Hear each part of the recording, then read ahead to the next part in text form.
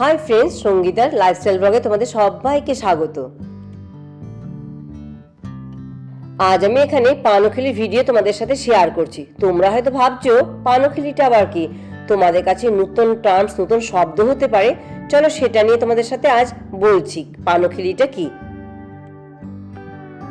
Generally রীতিটি কিন্তু সিলেট ডিস্ট্রিক্টে করা হয়। জেনারেলি বিয়ের আগে, ছেলে বা মেয়ের বিয়ের আগে রীতিটি করা হয়।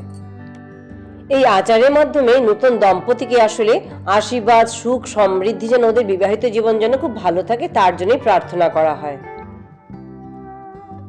আর এই রীতিটি করবার জন্য 5 জন, 7 জন, 9 জন, যতজন এও হতে হয়, সধবা আর বেজন নাম্বারে হতে হয়।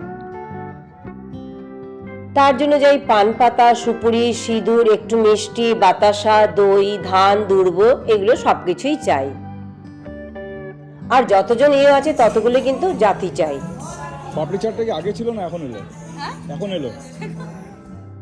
তা আমরা যেখানে 5 জনে আছি, করতে যাচ্ছি আমার ছেলের বিয়ে, তার জন্য আমি পানোখিলি করছি আজ। 5 জনেরকে সুপুরি কাটতে হবে পানের সাথে সুপুরি দেওয়ার জন্য। সুপুরিগুলো বড্ড শক্ত, সবাই আপ্রাণ চেষ্টা করেছে সুপুরিগুলো কাটবার জন্য।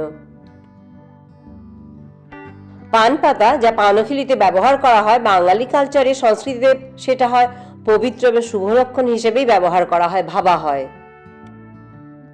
5 জন আমরা এখানে, 7 জন, 9 জন, যতজন হয় সবাই মিলে, বেসিক্যালি বলতে গেলে কিন্তু সবাই মিলে একসাথে অনুষ্ঠান করা হচ্ছে। মজার সেই পরিবেশটাকে কিন্তু তৈরি করা হচ্ছে।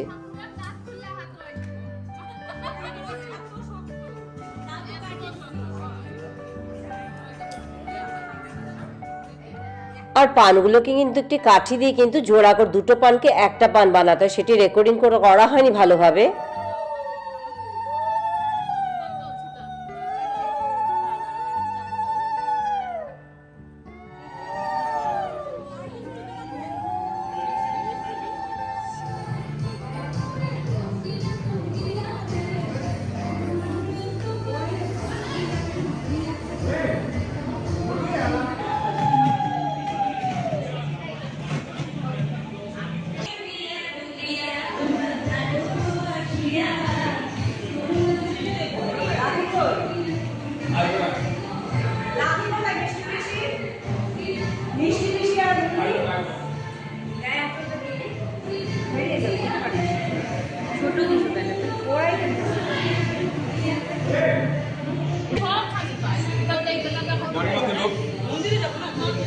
আমরা পেছনে ঢুকবো।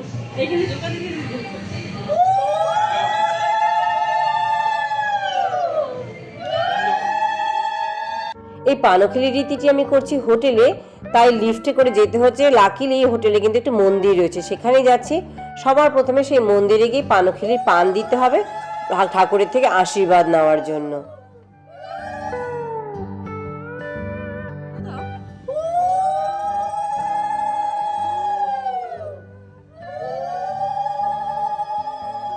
প্রথম পানটি কিন্তু মন্দিরেই দিতে হয়। এই পানের মধ্যে কিন্তু কুচনো সুপুরি দিয়েছি, সিঁদুরের ফোঁটা দিয়েছি। এবার যখন দেবো এখানে গিয়ে একটু মিষ্টি দেবো, বাতাসা দেবো, সবকিছু দিয়ে কিন্তু সাজিয়ে দিতে হবে। এখানে যে দেখতে পাচ্ছ একটি পান দিচ্ছি, আসলে কিন্তু এখানে দুটো পান একসাথে টুথপিক দিয়ে আমি আটকে দিয়েছি। আমি নয়, আমরা সবাই মিলে।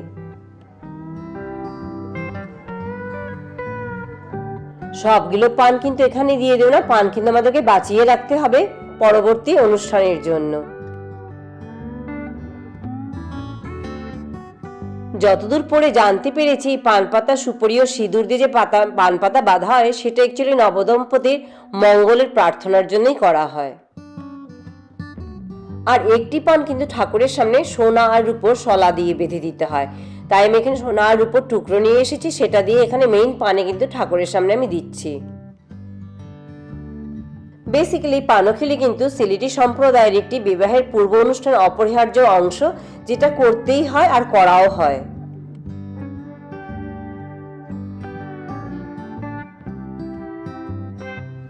আমার বাবিনের যেন ভালো জীবন থাকে।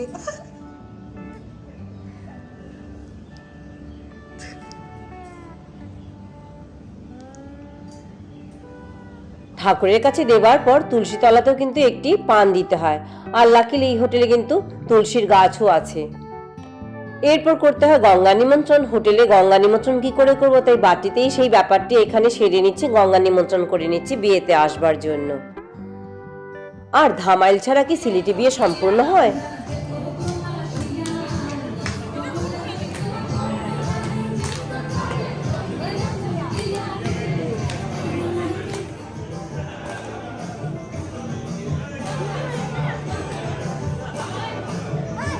দেখি dur dur আসি আসি